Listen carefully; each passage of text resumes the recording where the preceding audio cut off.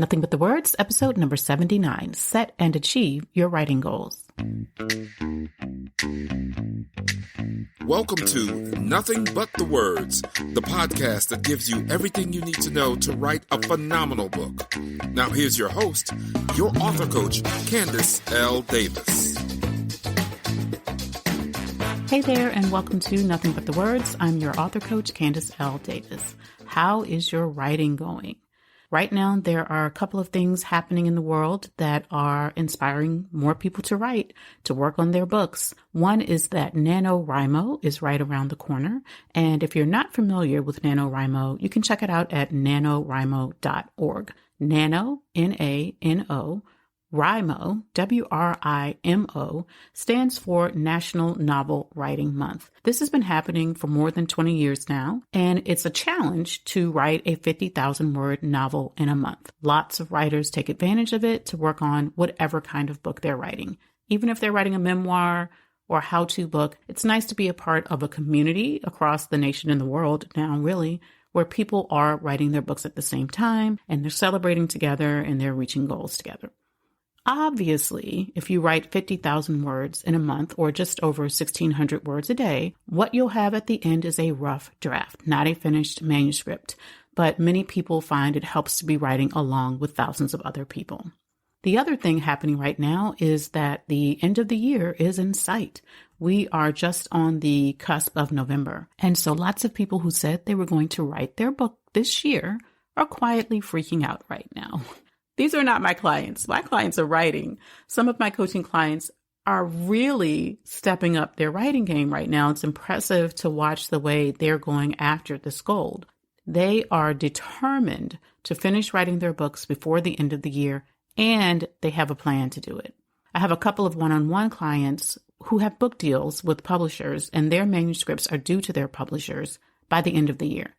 They can't afford to freak out. Instead, they are super serious about meeting their writing goals. Maybe you're trying to finish your book by December 31st. Even if you're not, I think it's so important to be able to set and meet your book goals, your own writing goals, just for yourself. If you're self-publishing like most authors do today, you don't have anyone setting external goals for you. If you don't meet your personal deadline, no one's going to know except for you, and you may not even have a personal deadline. Maybe you have an accountability partner or a mastermind group, and they'll give you a little hell about it if you don't hit your deadline. But what can they really do? Nothing. You might have a moment of embarrassment. You'll make some excuses, and then you'll all go on your way, right? They can't own your book goals for you. They can nudge you and support you, but they cannot make you write. It would be lovely if people could make us do what we really want to do. So here's how you can stop messing around and get real about your writing goals. Number one, set your own deadline. Now, I am not going to tell you to announce it publicly. Fear of shame can drive some people, but I don't find it to be a very good motivator. Instead, I find most people, including myself many times in the past, can make excuses to the public just fine. We can do a little song and dance about the things that have come up in our lives since we announced that goal and explain it away. This is why I haven't been able to do it. We'll talk about all the other things we've done instead and try to deflect attention from that goal that has gone undone. So if sharing it publicly works well for you, of course you can share it with people. I just don't think it's necessary. Choose a date by which you believe you can finish writing your draft of your manuscript and lock it down as your deadline. That is your deadline. If you want to finish your book by the end of January, put that deadline on your calendar. Add reminders every week of how many weeks you have until your deadline. So on Monday, when you have 12 weeks away, have a notice pop up that says you have 12 weeks until your book is due. Those reminders can be really helpful when we start to get distracted, especially when there is a significant amount of time until that deadline actually hits. As I said, if it helps you, share your deadline with someone who will really support you in making it and support you in holding yourself accountable. Step number 2, choose a word count goal or a chapter goal. So one of my clients is currently writing a chapter a week. Actually, a couple of them are. That's the schedule she needs to be on to meet her December deadline, and she is making it happen. She has blocked time in her schedule each week to both write a new chapter and to implement the feedback I've given her on the chapter she submitted to me for review in the previous week. So she has time for both things. And yes, she's also running a business while she's writing her book, but this is a priority for her. You can set your own goal by chapters, or you can set a word count goal. If you know you can write 1,000 words a day, and you can do that with relative ease, it's about 3 pages a day, then it's 5,000 or 7,000 words per week, depending on whether or not you take weekends off. If you only write 500 words per day, and I don't say only to demean that number, there's nothing wrong with writing 500 words per day. But if you only write 500 words per day or 1.5 pages, that might seem like a small number, but it's still 2,500 to 3,500 words per week. That could be a whole chapter for you. How much you need to write each week will be determined by your deadline. If you have 8 weeks until the deadline you set and you have 16 chapters to write, be honest with yourself. Will you really be able to write 2 chapters per week, given everything else you have on your schedule? If not, adjust your deadline now.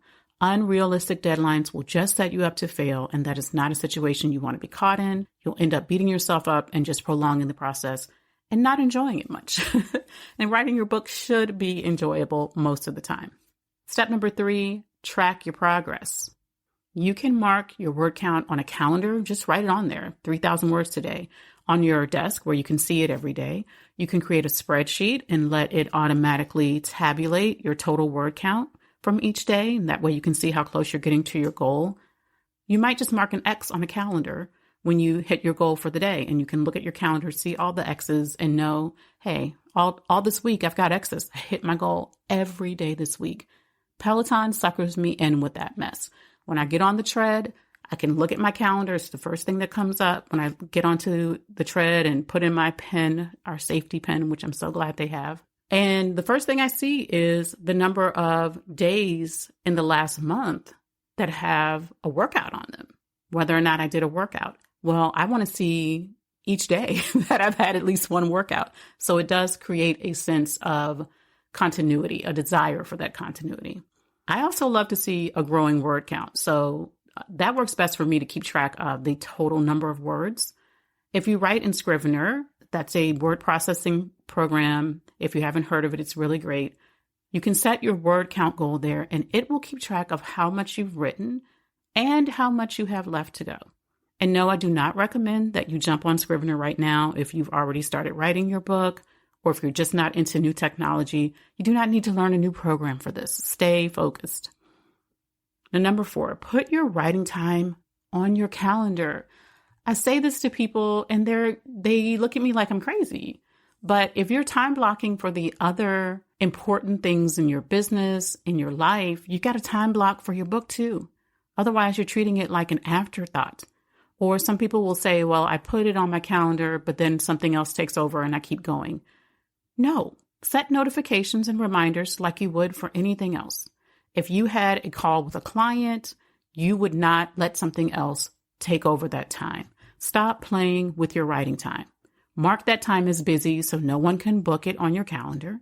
If you had a meeting with your boss or a doctor's appointment in that slot, you wouldn't think to allow someone to take it over. You wouldn't think of that slot as flexible. If you want to finish your book by your deadline, then your writing time blocks cannot be flexible either, except, of course, in the case of emergency. Now, you may need 2 short writing blocks a day instead of a longer one. You may need to block 3 hours on Saturdays because you don't have time to write on Mondays and Tuesdays. This is not about doing it a particular way.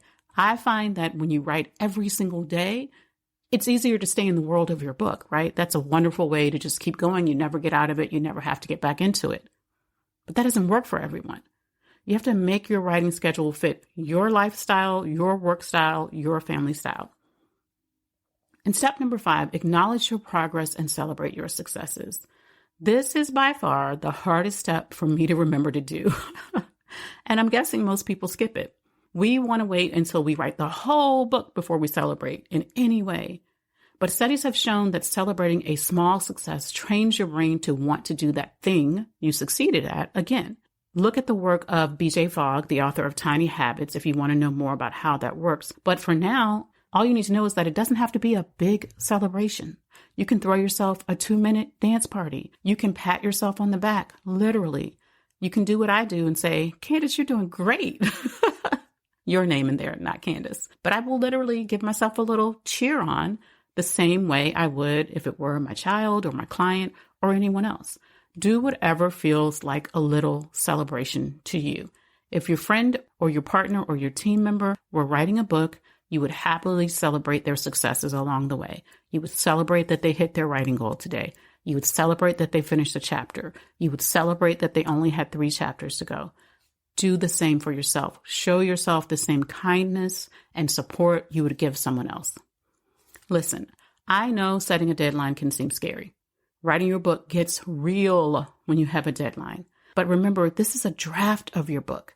It doesn't need to be perfect. And trust me, it will not be. It will be far from perfect. But you'll take the time to read and revise your manuscript before anyone else, even your editor, sees it.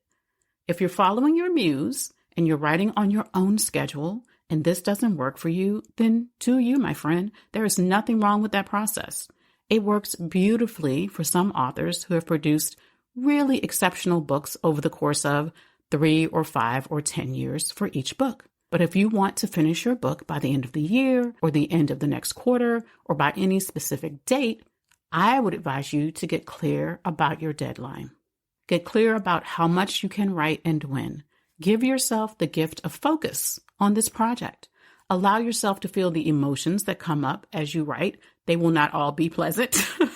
The resistance, the doubts, the sadness, the fears, and keep writing anyway. And finally, celebrate your progress at every step along the way. If you need help setting your writing deadlines and meeting them, DM me on Instagram at Candace L. Davis. I can help you with that. That's all for this week's episode, my friends. Thanks for listening to Nothing But the Words. I'm your author coach, Candace L. Davis, and I'll see you next time.